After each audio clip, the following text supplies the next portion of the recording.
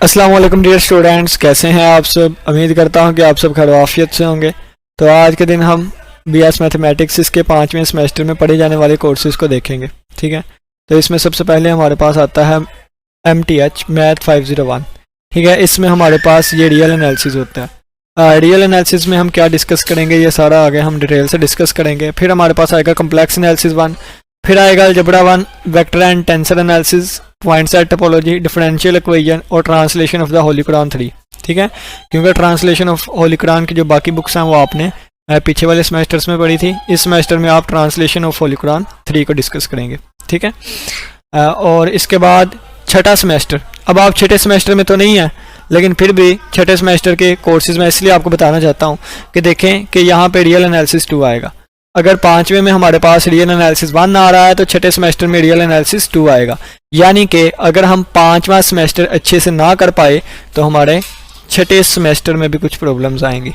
ठीक है, इसी तरह देखिए कम्प्लेक्स एनालिसिस अगर 1 5th सेमेस्टर में है तो कम्प्लेक्स एनालिसिस 2 जो है वो छठे सेमेस्टर में होगा। अगर हम कम्प्लेक्स एनालिसिस 1 को अच्छे से नहीं कर पाए, सेमेस्टर नंबर 5 को अच्छे से नहीं लेके चल पाए, तो हमारे लिए सेमेस्टर नंबर 6 में चलना मुश्किल होगा। मैं ये नहीं कहता कि नहीं कर सकते, आप सब कुछ कर सकते हैं, लेकिन चलना हमारे लिए थोड़ा सा मुश्किल हो जाएगा। अगर हमारे पास 5th सेमेस्टर में अलजेब्रा 1 है तो हमारे पास 6th सेमेस्टर में अलजेब्रा 2 आ जाएगा। यानी कि ये 3 सब्जेक्ट हैं जिनके सेकंड पार्ट हमारे पास 6th सेमेस्टर में आएंगे और फर्स्ट पार्ट जो है वो 5th सेमेस्टर में आएंगे। तो 5th सेमेस्टर में इन वाले सब्जेक्ट को तो हमने लाजमी अच्छे से लेके चलना है। ठीक है, सबसे पहली जो प्रायोरिटी होगी वो इन सब्जेक्ट को आपने देने की कोशिश करनी है। उसके बाद हमारे पास आएगा वेक्टर एंड टेंसर एनालिसिस। ठीक है, फिर आएगी पॉइंट सेट टोपोलॉजी और फिर हमारे पास डिफरेंशियल ज्योमेट्री। इन 3 चीज़ों को, इनको भी बहुत ही इनका ये भी हमारे पास मेन सब्जेक्ट है और मैथ के रिलेटेड है। और ये 5वां छठा सेमेस्टर ऐसा होता है जो कि टेस्ट वगैरह में मैक्सिमम जो क्वेश्चंस हैं इन 5वें छठे सेमेस्टर से ही पूछे जाते हैं। तो इन सेमेस्टर्स को हम अच्छे तरीके से लेके चलने की कोशिश करेंगे। तो पहले हम 5वां सेमेस्टर इसको लेके चलेंगे, फिर जब नेक्स्ट सेमेस्टर में जाएंगे तो फिर हम सेमेस्टर नंबर 6 को स्टार्ट करवाएंगे। तो चलिए आइए अब हम इन कोर्सेज में क्या चीज़ें डिस्कस करेंगे, क्या चीज़ें पढ़ेंगे, कौन कौन से कंसेप्ट होंगे, उनको थोड़ा सा ओवरव्यू देख लेते हैं।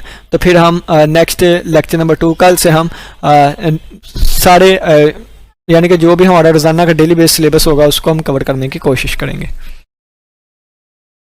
यहाँ से हमारे पास 5th सेमेस्टर स्टार्ट है।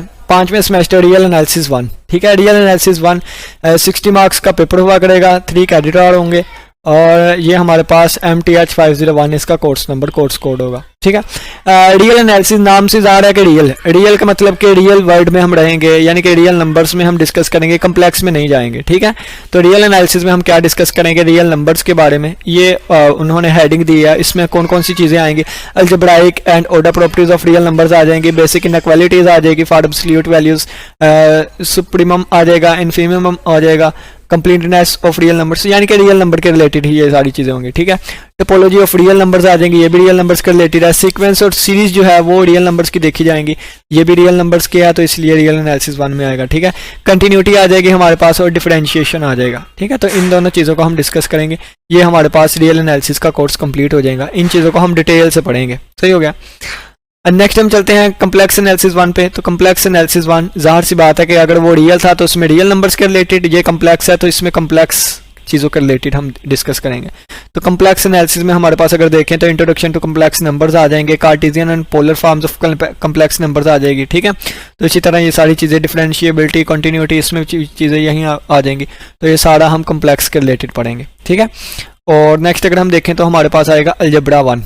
ठीक है, अलजेब्रा 1 तो सेमेस्टर 4 में आप पढ़ के आए थे अफाइन एंड यूक्लिडियन ज्योमेट्री। ठीक है, उसमें आपने सबसे पहला कंसेप्ट जो डिस्कस किया था वो था वेक्टर स्पेस। ठीक है, तो वेक्टर स्पेस पढ़ने से पहले हमें ग्रुप के बारे में पता होना चाहिए।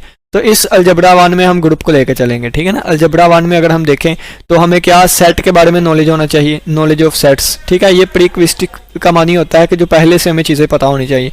सेट के बारे में पहले से पता होना चाहिए, रिलेशंस क्या होते हैं इनके बारे में पता होना चाहिए, फंक्शंस क्या होते हैं इनके बारे में पता होना चाहिए। तो a collection of well defined and distinct object, collection हो, वेल डिफाइंड कलेक्शन हो और डिस्टिंक्ट ऑब्जेक्ट हो, कोई भी ऑब्जेक्ट रिपीट ना करता हो, उसको हम सेट करते हैं। सेट के कार्टेशियन प्रोडक्ट बनाए, बाइनरी फंक्शन बनाए, रिलेशन बन जाते हैं। ठीक है, तो रिलेशन से फिर हम देखते हैं अगर एक्स की हर एक वैल्यू के लिए, डोमेन की हर एक वैल्यू के लिए रेंज में या कोड मेन में एक ही आंसर आ रहा है तो वो हमारे पास फंक्शंस होते हैं। ठीक है।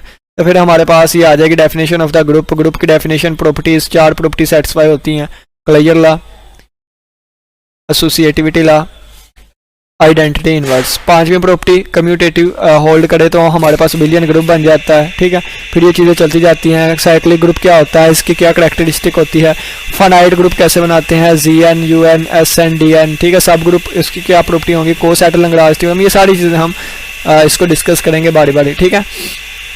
Vector and tensor, vector and tensor analysis, पूरा नाम इसका क्या है, वेक्टर एंड टेंसर एनालिसिस, इसके बारे में हम डिस्कस करेंगे। इसमें curvilinear coordinates, scale factor, arc length, area and volume in curvilinear coordinates, जिस तरह कार्टेशियन कोऑर्डिनेट हमने पढ़े, स्फेरिकल कोऑर्डिनेट्स होते हैं, सिलेंड्रिकल, ये आगे लिखे हुए हैं, स्फेरिकल कोऑर्डिनेट्स होते हैं, सिलेंड्रिकल कोऑर्डिनेट्स होते हैं, इसी तरह कर्विलिनियर कोऑर्डिनेट्स, ये सारी चीज़ें हम यहाँ पर डिस्कस करेंगे, ठीक है।